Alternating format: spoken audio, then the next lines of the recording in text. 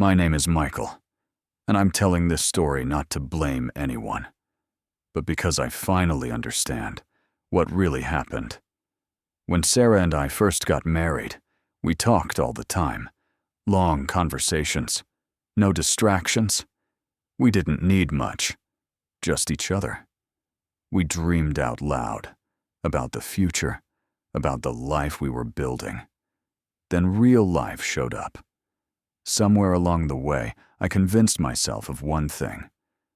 I'm doing this for my family. It sounded responsible. It sounded noble. But I used it as an excuse.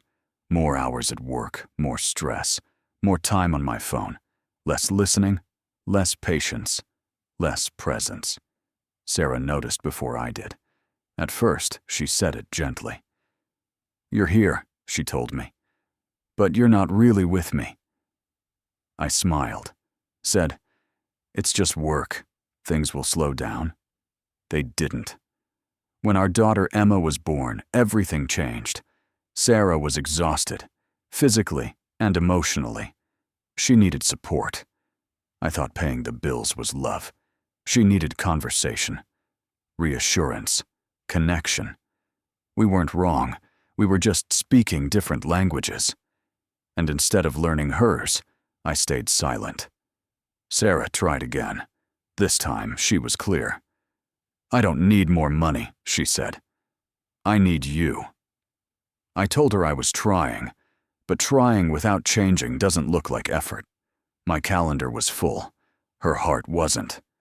That's when the relationship started to weaken.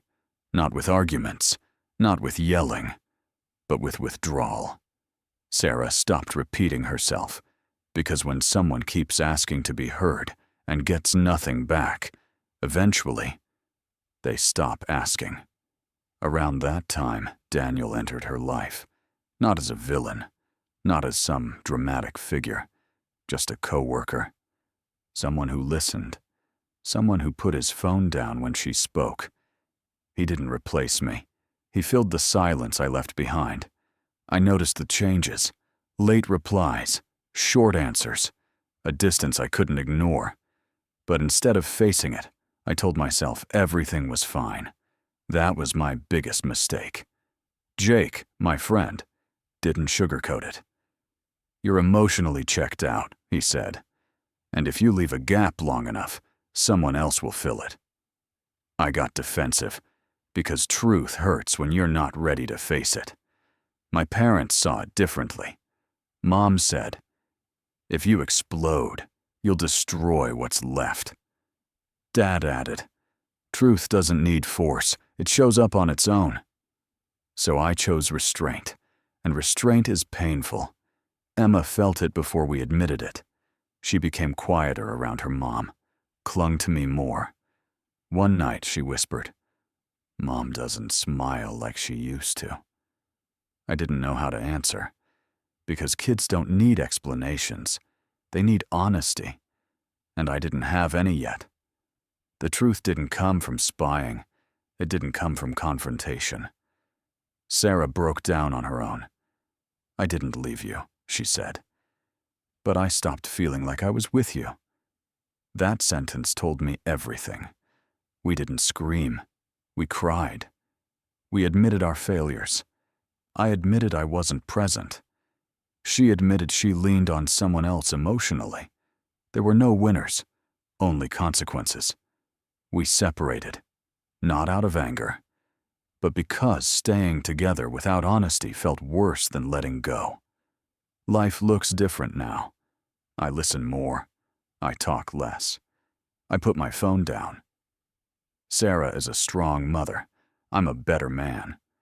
But we're no longer a couple. And if I've learned anything, it's this. Relationships don't break suddenly. They weaken every time presence is replaced with distraction. And by the time you notice the damage, the silence has already done its work. Some lessons come too late, but they still change you forever. Love doesn't disappear in loud arguments. It fades in quiet moments, when attention is postponed, feelings are dismissed, and later becomes a habit.